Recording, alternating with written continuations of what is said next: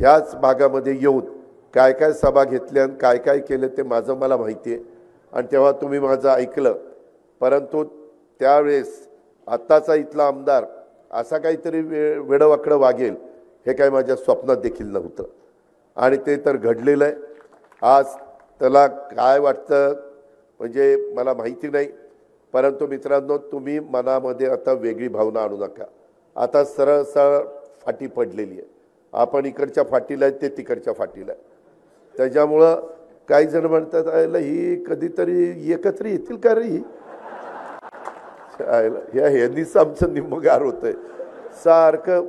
आणि मग हळूच दबकत दबकत मला म्हणतं दादा दादा काही होईल का पुढं काहीतरी होईल।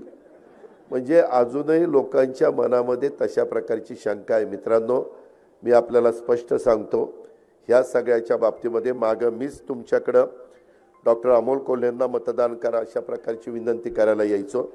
मी त्यांना दुसऱ्या पक्षातनं घेऊन माझ्या घरी नेऊन पक्षाचा प्रवेश देऊन तिकीट देऊन मी दिलीपराव वळसे पाटलांनी जबाबदारी दिलीपरावांच्यावर मी जुन्नर खेड आंबेगावची जबाबदारी टाकली होती, माझ्यावर मी भोसरी शिरूर आणि हडपसर ह्या तीनची जबाबदारी घेतलेली होती आणि त्या प्रकारे आपण ते सीट निवडून आणलं।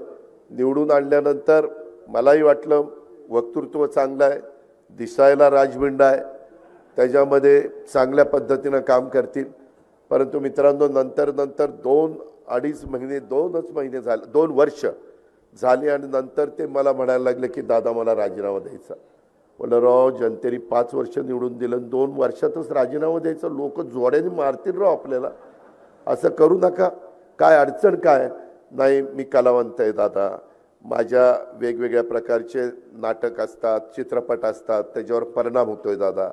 आणि मी मित्रांनो मी खोटं बोलणार नाही, मी तोंडावर असं समोरासमोर करीन। मी म्हणलं तसं करू नका, दिसायला खराब दिसतंय। आता ते म्हणले मी सेलिब्रिटी आहे, ह्या लोकांना वाटतं रोज मी तिकडं मतदारसंघात यावं, कसं शक्य आहे, मला माझी मालिका असते, मग मला त्या ठिकाणी काम करावं लागतं, मग ते कोण बघणार। माझ्या व्यवसायावर परिणाम झाला, माझ्या व्यवसायावर परिणाम झाला असं त्यांचे शब्द होते। मी तरी त्यांना म्हणालो, बाकीचे सगळे म्हणायचे अजित तूच आणलंय त्यांना, आता तूच त्यांना समजून सांग, तूच त्यांना समजून सांग। मित्रांनो असं कसं करत करत ते तर मागाशी कोणतरी म्हणलं की सुरुवातीच्या 4 वर्षामध्ये किती आले काय आले, खरं त्यांचा राजकारण हा पिंडच नाही आहे। आम्ही राजकारणी लोक काय करतो, एखादा उमेदवार आम्हाला पराभूत करता येत नसेल तर मग सेलिब्रिटी काढायची, खोटं नाही सांगत।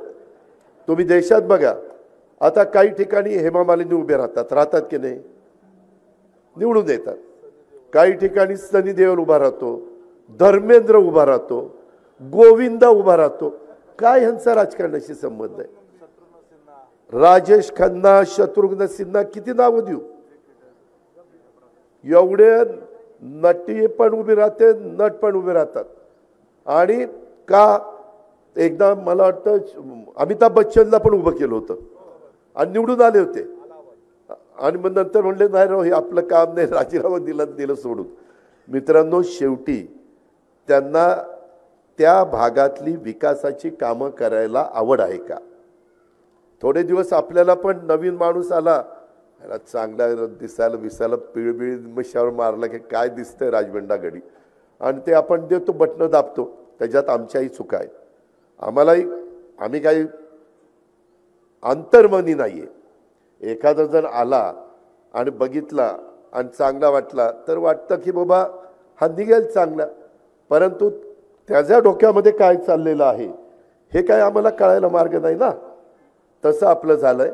आता पुन्हा मध्ये मी शिवजयंतीला मला भेटले 19 तारखेला, म्हटलं का हो डॉक्टर मागं तर म्हणायचं राजीनामा द्यायचा ना आता परत दंड ठोपटले, नाही म्हणले दादा जरा वाटायला लागलं परत उभं राहू। अरे असं कसं चालेल, आपले प्रश्न सुटले पाहिजे। मित्रांनो